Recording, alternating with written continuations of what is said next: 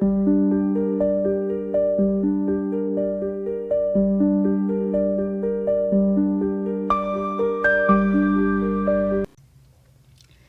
everybody, Kat here. Welcome to the channel.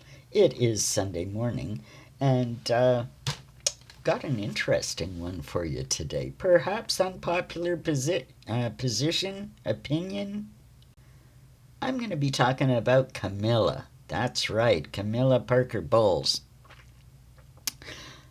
The first thing anybody ever heard about Camilla was her history and her connection to the royal family. Camilla Parker Bowles is the great granddaughter of Alice Keppel, who was the favored mistress to King Edward VII, who is now King Charles's great-great-grandfather. So there's a tie. Now, Camilla and Charles met in 1970 when Camilla was 23, Camilla Shand, and Charles was 22. They met at a polo match in 1970. Now, Camilla, as a young lady, she was aristocratic. She came from a well-off family, although they were never considered the echelon to run with royal circles. They had money. She had the typical debutante kind of upbringing and education, finishing school, never really learned to do much, and indeed, at the time she was running around the polo fields, and at 23, she was, even then, through her trust fund, living off the spoils that Alice Keppel amassed as the mistress to King Edward VII. That's right. That's right. She was still being paid for her services. So when she met Charles, one of the first things, her opening gambit was, hey, my great-grandmother and your great-great-grandfather had a thing going on. How about it? Can you imagine? That's how she propositioned him, and there you go. You could say the rest is history. They started seeing each other. But at the time, Camilla was not one to... She was hedging her bet. She was also at the time dating Andrew Parker Bowles, who was a young infantryman in the British Army at the time. He was always part of the royal household kind of thing. They dated on and off for about 5 years, during which time she was also seeing Charles, who was slow to make a decision. Fun fact, at the time that Charles and Camilla were dating, early 70s, at the time Camilla was also dating Andrew Parker Bowles at the very same time. Andrew Parker Bowles, who they described at the time as politely as a swordsman, slept with everything. He was also involved with a very, at the time, very young then Princess Anne. Tight little circle. They were all doing each other. They all knew about it. Everything was fine. But what ended up happening, Camilla there, well, she was getting a little long in the tooth and she didn't want to wait. Charles, what ended up happening, he dithered and dithered, and he ended up joining the Navy when he was 23, and he went to sea, leaving Camilla at home to her own devices, and she knew she had to tie something down pretty quick. So, on July 4th, 1973, Camilla Shand married Parker Bowles. He was 33, she was 22 at the time. They ended up having 2 children, Laura and Tom, as part of their union. Now, Parker Bowles, he's an interesting guy, very loyal to the crown, a loyalist, a royalist completely. He knew all about the affair. He was willing to look the other way for a very long time. He was even present at Charles and Diana's wedding. He rode alongside the carriage. There was a quip, somebody said, I'm trying to find the quote, but that Andrew Parker Bowles laid down his wife for his country. He knew what was going on, but he was loyal to the royal house, and so be it. If that's what the Prince of Wales wanted, that's what he was going to get. And even though at the time the royal family was not happy about this, they did not really approve of Camilla because she wasn't quite aristocratic enough for them, right? And especially at the point where Charles was fixing to marry Diana, and at one point Philip, was talking to him about it and saying, you gotta unload Camilla, you can't be doing this, right?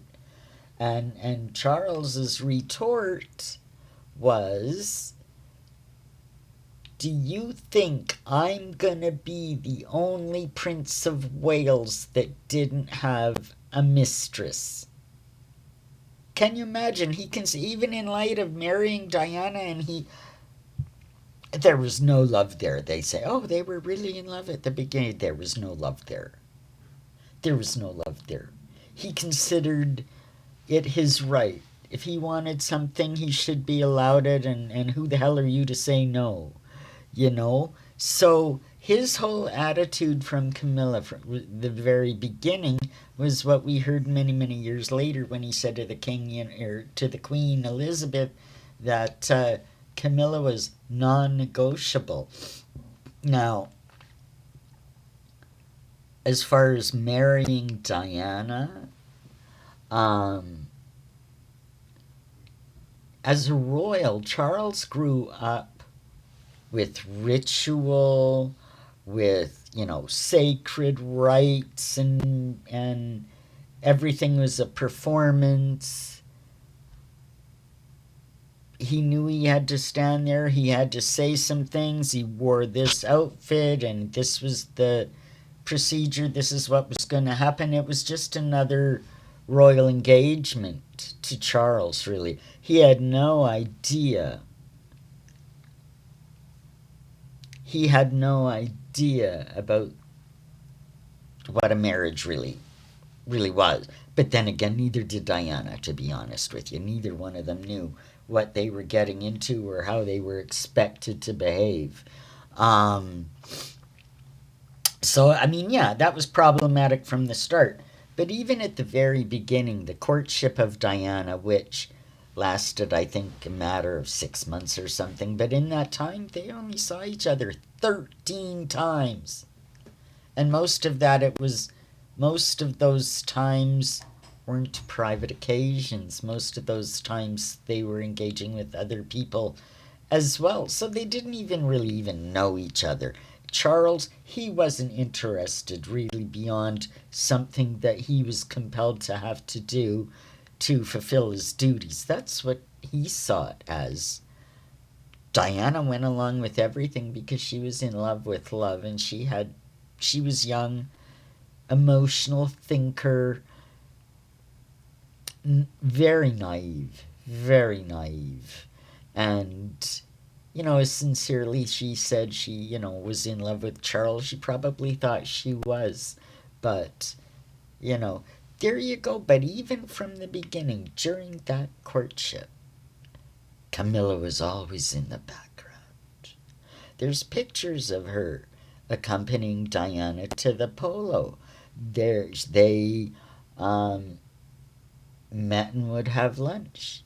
Camilla would call her up and say, "Let's go have lunch." Camilla Camilla approved of Diana, and she told Charles this because she figured Diana was young enough to be able to kind of to be molded into what she needed to be, young and mousy and naive enough that, they could do what they wanted and just keep little Diana placated over here in the corner. Little did they know what kind of a woman Diana would turn out to be. And trust me, I don't think Diana was a saint either.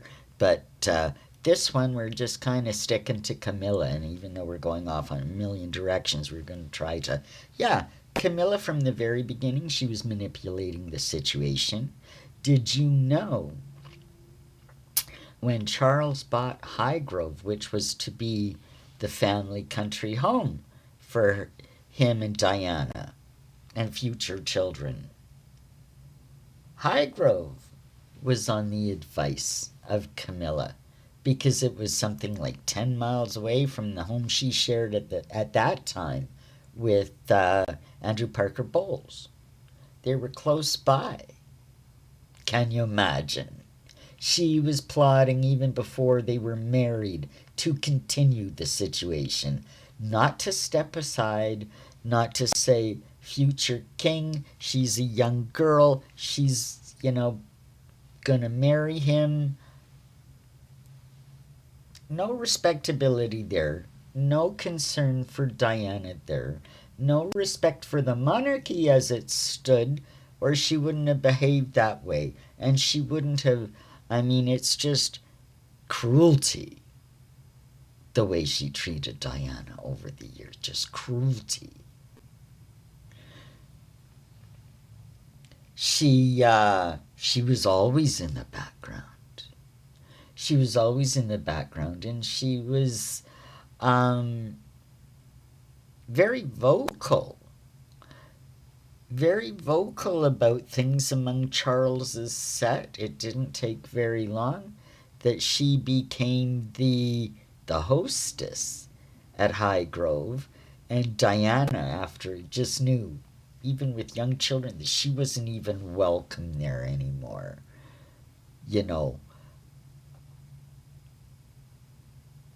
Camilla just stepped right in, and that's what Charles wanted. Diana was something to be managed over here. And even with Diana, even with all her problems, what they did to her was terrible. It was Camilla and Charles's set of intimate close friends who had ties to the press and ties to the establishment that started spreading the rumors that, oh, Diana's unstable, Diana's crazy, that kind of thing.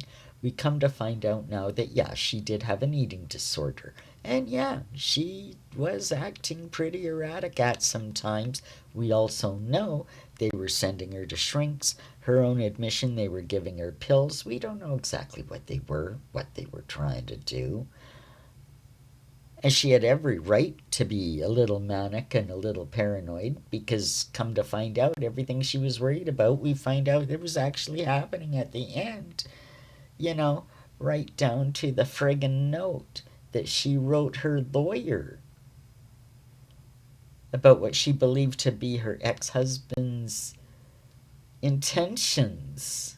And damned if it didn't happen, but that's another story. Back to Camilla. We mustn't get, there's just so much here, we mustn't get sidetracked. So Camilla would would frequently have lunches with friends in the press or friends close to the press and spread a little gossip, drop a tidbit or two about Diana that she knew would circulate. This is the way that Charles and his friends and associates fed the press their side of the story. Now, at the time, Diana was doing the same thing. She had Richard Kay, she had others, and they were both playing the press. They were both playing kind of a dangerous game. But at the time, before the separation, before the interviews, they did have the upper hand on Diana. She was really kind of hogtied for years about what she could do, what she could say. It was a very uncomfortable living. She was forever being slandered by Charles's friends. You know, Camilla was not nice. Camilla was not nice to her at all. There was one time that, and this is before the interviews, before Diana ditched the security. Her security person at the time, Ken Worf, tells a story.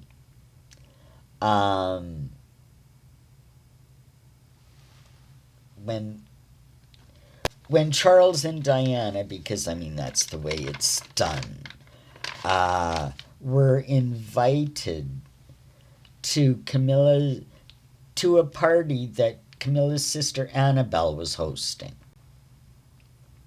And now, so of course, Diana, whom nobody thought would ever come, you know, Camilla just assumed that Charles would show up on his own, right? Well, Diana insisted on going. Which meant her bodyguard Ken Worf went with her to the party at Annabelle's, Camilla's sister. And over the course of the evening, there was one point where Diana couldn't find Charles or Camilla anywhere, and she went to Ken and she goes, Ken, I can't find my husband anywhere. I can't find Camilla anywhere. And he was like, you know, I don't know, what are we... And she goes, let's go find them. And he was uncomfortable. He didn't want to, you know, but he has to. Eventually, they found them in a room on a lower floor of the basement, sitting there just talking, Camilla and Charles. And Ken was saying, you know, he was a little worried about what might happen. He kind of wanted to step away, and Diana said to Camilla, she said, don't play me for a fool. Don't think I don't know what's going on. And, you know, you can't play me like this anymore. Cat's out of the bag. I'm done. And Ken says, Camilla had the weirdest response. She said, well, yeah, but, you know, what's the problem? You have two beautiful boys, meaning William and Harry. What a weird response. After being called out by the wife of the guy, she had children at the time. She had children. They were a few years older than Diana's boys. But there you go. She was doing this. She said, well, what of it for you, Diana? You got two nice little boys. You got two boys out of this. What are you complaining about? You know, she's got two children of her own. no concern about what her husband was doing. But then again, he wasn't any better. But I mean, the whole thing is just, it's nasty. But yeah, this was Camilla's response. You know? Meanwhile, well, all this drama is going on. All of this is going on behind the scenes. Andrew Parker Bowles is still remaining married to her, letting this go on under his nose. He's well aware of it. He didn't crack. He didn't crack till 1994. And that, in 1992, we had Diana came out with the Bashir BBC interview. That was one thing.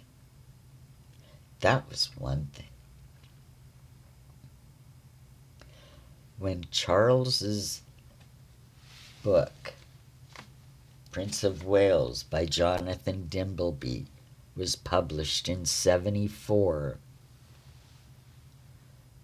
accompanied by a live interview conducted by Jonathan Dimbleby, then it was over. Because Charles admitted to the world that indeed, while he was married to Diana, pre-separation, that he indeed had been having an affair with Camilla. And this was just too much for Andrew Parker Bowles. That year, 1974, he retired from the army and he filed for divorce from Camilla. He had been humiliated. That was too much for him. He couldn't take it. But as all aristocrats do, and when you want to stay close to the royals, which you always have been, didn't take long for Andrew Parker Bowles to fall into line after that. Because he's remained close to the royal family. Indeed, you'll still see him on occasion accompanying Princess Anne to some events. You'll still see him on occasion accompanying his ex-wife, Camilla, to events. So, even no matter what they did to him and humiliated him, he still remained, for, his own purposes, loyal to Charles. Can you imagine? That's the holdover. But Camilla, relentless. She played Diana from day one.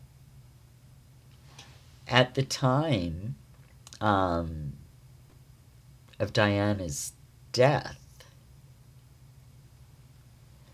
Charles had moved Camilla and her father into Clarence's house. So after Diana's death and everybody, settles down, give it a week,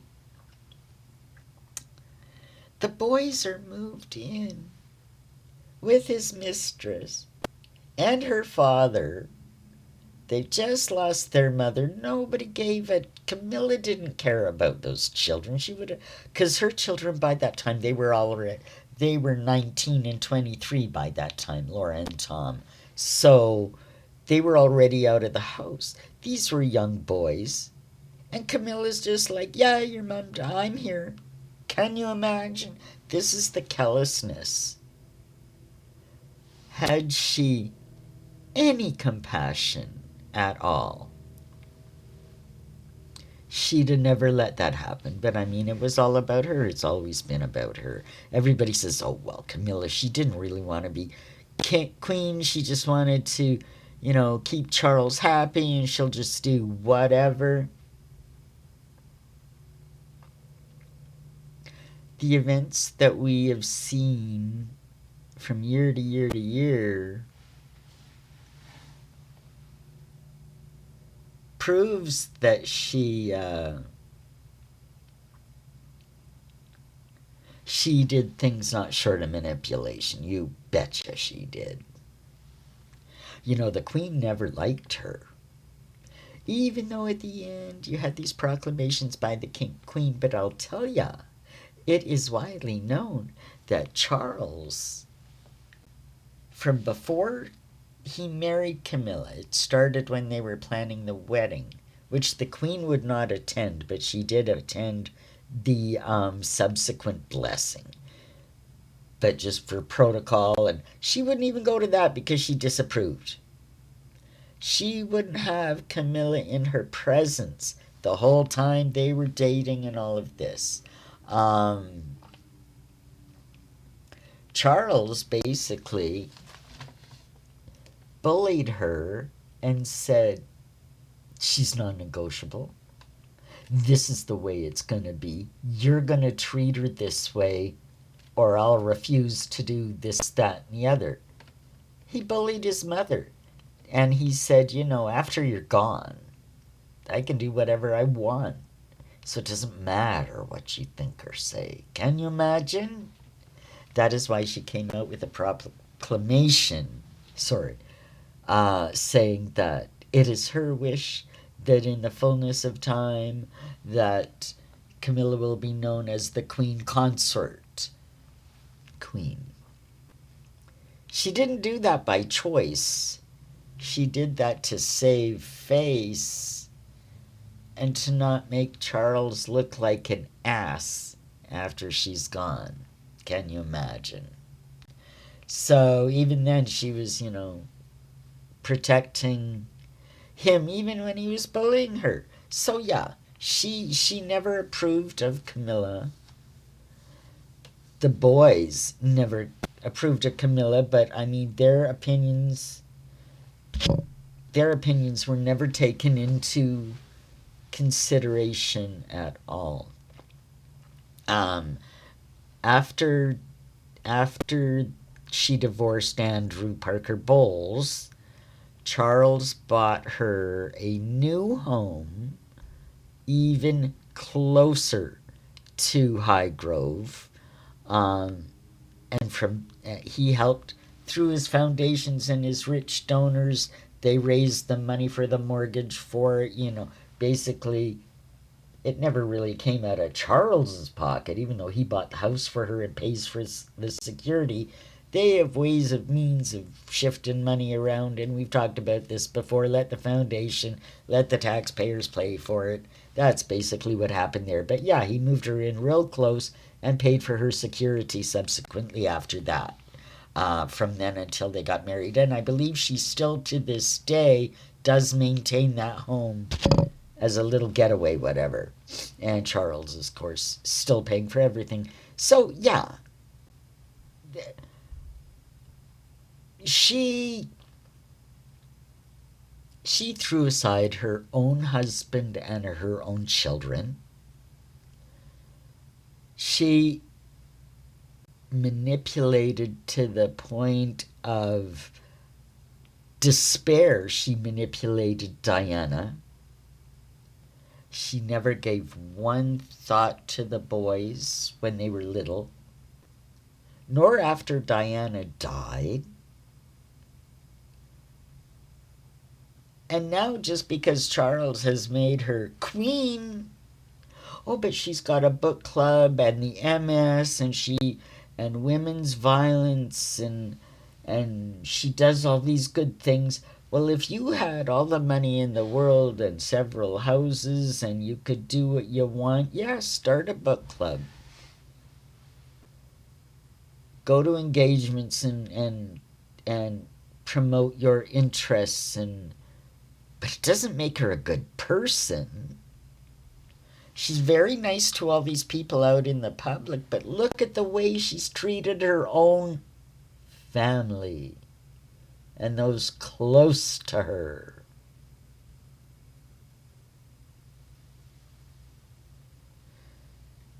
Oh, yeah. Oh, yeah. Notice how devoted Charles is to her. The only difference between Camilla and Meghan Markle is Camilla begged the king.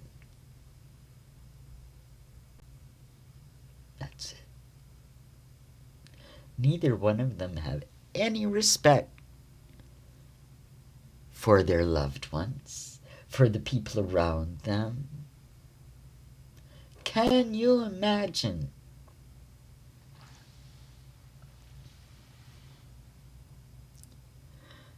What comes around goes around. And these people are all the friggin' same. They're all the same. That's all I have for you today. Hope you enjoyed it. Whether you share my opinion or not, leave me a comment. I want to know what you have to say. Like and subscribe. Make sure you hit those buttons and hit the bell so you get notifications. Those have been slipping off lately. And we'll see you in the next one. Take care, everybody. Bye for now.